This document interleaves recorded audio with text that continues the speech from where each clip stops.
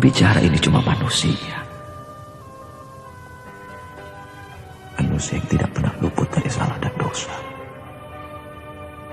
Bahkan mungkin setiap detiknya dia berbuat dosa. Detak jantungnya pun mungkin saja sebuah maksiat. Di dalam aliran darahnya mengalir setan-setan. Di mana Rasulullah katakan bahwa setan itu berjalan di dalam aliran darahmu.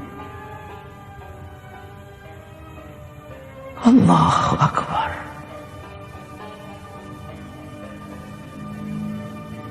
Sejak di Lauhul Mahfuz, yang namanya manusia telah berikrar kepada Allah. Allah mengatakan kepada mereka, Alastu bi rabbikum, bukankah aku ini adalah Tuhanmu? Kita semua menjawab.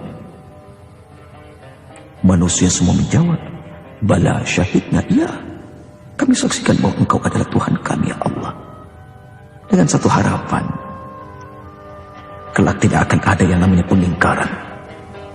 Ketika manusia kembali kepada Allah dengan satu nilai tanggung jawab, amal serta perbuatannya.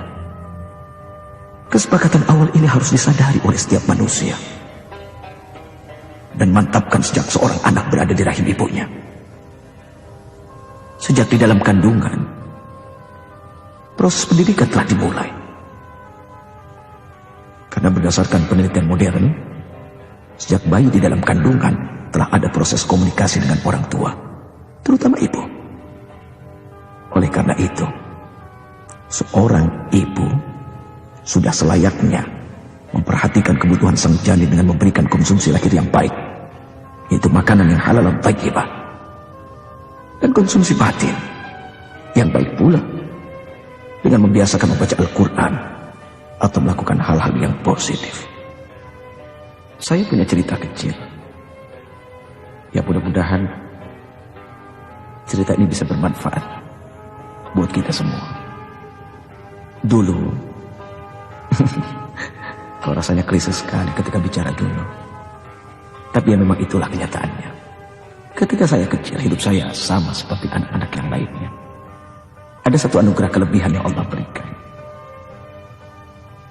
Kemudahan untuk bisa memahami Al-Quran. Mohon maaf, mungkin ini ada kesan sombong, tapi sekedar tahadus penikmat bicara nikmat saja. Ketika SD, antara kelas 3, 4 atau 5, ada satu prestasi yang cukup mengejutkan bagi anak seusia saya, yaitu prestasi musabaqah tilawatil Quran sampai tingkat provinsi kalau tidak salah. Itu semua hasil kerja keras dari orang tua yang menginginkan anak-anaknya menjadi anak-anak yang saleh dan salehah,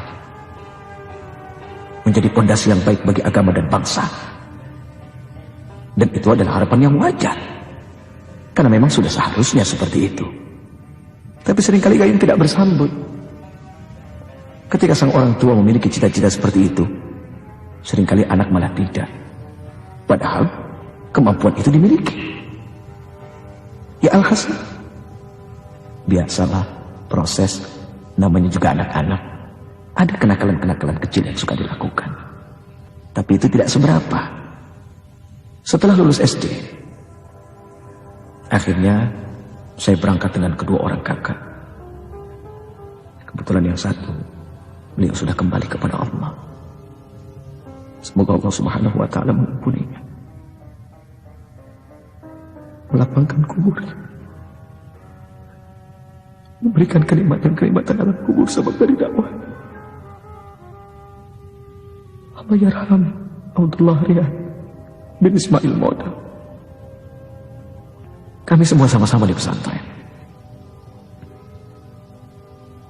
di salah satu pesantren yang ada di daerah Balaraja sana, Gintung, namanya Darul Qalam, pondok pesantren modern. Sayangnya cuma 4 tahun.